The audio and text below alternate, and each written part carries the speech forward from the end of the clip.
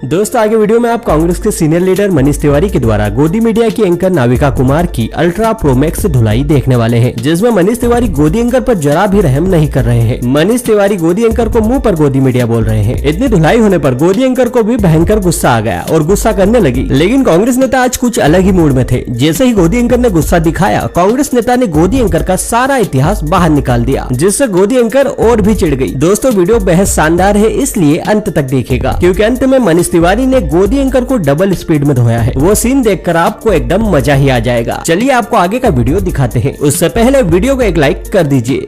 Grateful to you that you are upholding democracy, because आपकी party ने मुझे boycott किया हुआ है, आप मेरे साथ बैठे हुए हैं और डेमोक्रेसी का इससे बड़ा उदाहरण हो नहीं सकता। I think this deserves a round of applause, because आपकी पार्टी शायद समझती है कि डेमोक्रेसी कुछ जर्नलिस्ट को बैन करके आगे बढ़ेगी। हैविंग सेड दैट, एक मिनट मैं इसका जवाब दे देता हूं। अभी मजा आएगा ना भिड़ो। 2014 से पहले आप गोदी मीडिया की संज्ञा इस देश में क्यों नहीं सुनते थे, और 2014 के बाद गोदी मीडिया की संज्ञा आज हर व्यक्ति की जबान पे है। It is become a part of the popular lexicon in this country. मैं सूचना प्रसारण मंत्री रहा हूं इस देश का, और आप एक वरिष्ठ पत्रकार हैं, आपसे आग्रह करना चाहूंगा कि इस बात के ऊपर थोड़ा आत्मचिंतन करिए कि सवाल बाइकॉट और बैन का नहीं है। जो गंभीर और बुनियादी सवाल यह है कि 2014 के बाद जो गोदी मीडिया की संज्ञा इतनी ज्यादा प्रचलित हो गई है कि कई जो एंकर्स हैं, जब वो कवर करने जाते हैं पब्लिक इवेंट्स, तो आप देखते हैं कि लोग उनके पीछे पड़ जाते हैं, उनके माइक छीन लेते हैं, कहीं कहीं तो पत्थर मारना शुरू कर देते हैं।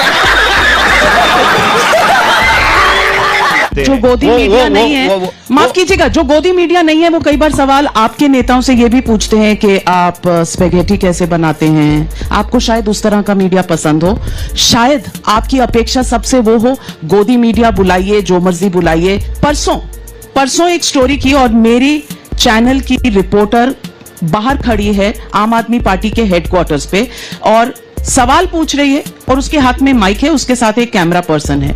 लाइव ऑन कैमरा उसको धक्का दिया गया, कैमरामैन को थप्पड़ लगाया गया और कैमरा को तोड़ा गया, डैमेज किया गया। आपके हिसाब से ये डेमोक्रेसी है? और आपने आम आदमी पार्टी का पहना हुआ है पट्टा, इसीलिए पूछ रहे हैं। मैं ये पूछना चाहता हूं कि क्या ये लोकतंत्र है कि totally one sided biased slanted खबरें 24 घंटे आप लोग दिखाते रहे?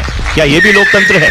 क्या नहीं, तो ये लोकतंत्र है कि भावना किशोर अगर शीश महल में, मुझे बताइए वन साइडेड क्या है? 45 करोड़ का अगर मुख्यमंत्री का घर बनाए, जो कहते हैं मैं उस बिल्कुल ऑर्डिनरी आम आदमी हूं, मुझे घर वर नहीं चाहिए, और उसको पेश किया जाता है जनता के सामने, तो उस लड़की को जो यहां लुधियाना में खड़े होकर बाइट लेने के लिए आई है, उसको जेल में डाल दिया जाता है। आपने देखा होगा ये वाकया, और उसके साथ जेल में जो घटी, क्योंकि पंजाब पुलिस आम आदमी पार्टी की सरकार के अंडर है, आपने देखा होगा। क्या ये लोकतंत्र है?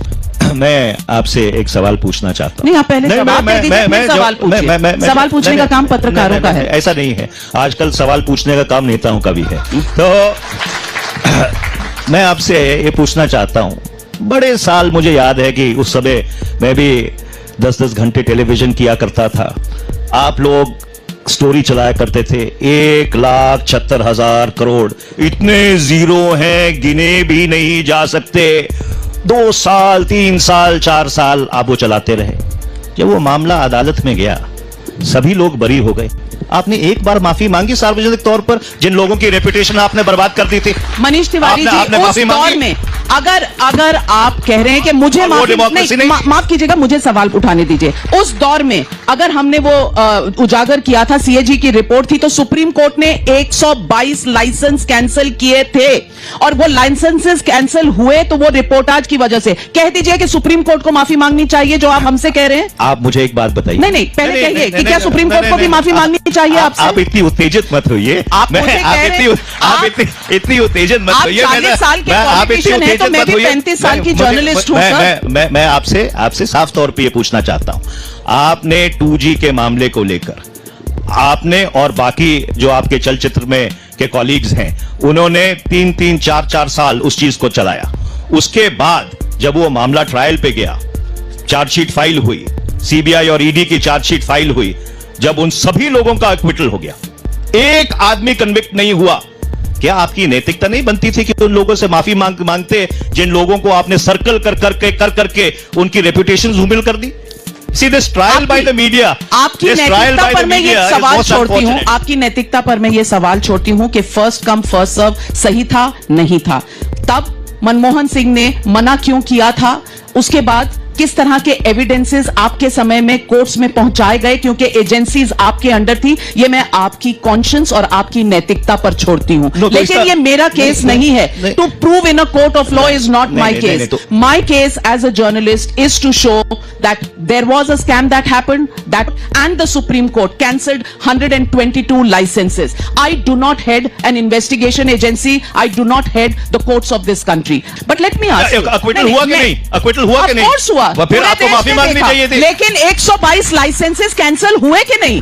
हुए कि नहीं सुप्रीम कोर्ट द्वारा? ये भी आप बताइए ना। अच्छा, मुझे एक बात बताइए। आप मेरे सवालों का जवाब नहीं देते, आप दूसरा सवाल करते हैं। You are trying to become the journalist and you are making me the neta. I am not contesting election sir. तो आजकल अगर पत्रकारिता इस देश में इम्पार्शियल होती तो ये रोल रिवर्सल ना होता कि जो पत्रकार हैं उनको नेता बनना पड़ता और जो नेता है उनको पत्रकार बनना पड़ता। चलिए, तो मैं आपसे सवाल पूछता हूं। मैं आपसे एक बात पूछता हूं। मैंने आपसे पूछना है कि आपने आम आदमी पार्टी का ये पहना हुआ है, मुझे बता दीजिए, आम आदमी पार्टी इतनी अच्छी है तो यहां से 20 किलोमीटर दूर कांग्रेस पार्टी उनका साथ क्यों नहीं दे रही? मैं आपके एक दूसरे को चोर चकार बुला रहे। मैं सीधा सीधा इसका जवाब दे देता हूं। हमारी लड़ाई इस देश में लोकतंत्र को बचाने की है, भारत के संविधान को बचाने की है। ना, एक मिनट, अब सुन लीजिए। आप चोर कहते हैं, उनके साथ मिलके आप देश का संविधान बचाएंगे। I am so impressed. आप तो बिल्कुल क्या कहते हैं, अपने कई गेस्टों की तरह हो रही हैं जो बीच बीच में बोलना शुरू कर देते हैं। मैं कहा एंकर को तो ऐसा नहीं करना चाहिए। तो मैं आपको बता रहा था कि हमारी बुनियादी लड़ाई 3 चीजों पर आधारित है। सबसे पहले इस लोकराज की रक्षा करना, दूसरा भारत के संविधान की रक्षा करना, और तीसरा जिस ख्याल पे ये मुल्क आधारित है उसको। आप मानते हैं कि मोदी जी डिक्टेटर हैं? आई नो आपके पास समय का है, पर मोदी जी तानाशाह हैं, और आप सारी पार्टियां जो जर्नलिस्ट पर प्रहार होते हैं कुछ नहीं कहते हैं, आप तानाशाह नहीं हैं? मैंने कभी नहीं कहा कि श्री नरेंद्र मोदी तानाशाह है। ये तो आप उनको ये संज्ञा दे रहे हैं, ये तो आप उनको संज्ञा दे रही है। मैं तो ये बात जानता हूं कि पिछले 10 वर्ष में प्रधानमंत्री श्री नरेंद्र मोदी जी ने एक भी प्रश्न का जवाब लोकसभा में नहीं दिया, और पिछले 10 वर्ष में उन्होंने एक भी प्रेस कॉन्फ्रेंस नहीं की जहां पत्रकारों के सवालों के जवाब दिए हो। ये वास्तविकता है। तो और जो सवाल पूछते हैं पत्रकार और उनको मारपीट दिया जाता है, जेल में डाला जाता है। पंजाब एंड हरियाणा को हाई कोर्ट जो जहां हम बैठे हैं वहां वो केस क्वॉश करती है मेरी रिपोर्टर भावना किशोर के खिलाफ। उस पर आपका कुछ? देखिए, ऐसा है कि नविका जी, हम किसी गलत चीज का समर्थन नहीं करते हैं, पर मैं दोबारा आपको यह कहना चाहता हूं कि इस बात पे बहुत गंभीरता से विचार करिए कि बहुत सारे large sections of main stream media और कॉर्पोरेट मीडिया को आज गोदी मीडिया की संज्ञा क्यों दी गई है। इसमें बहुत गंभीरता से आप लोगों को विचार करने की जरूरत है। भारी मिस्टेक हो गया सर।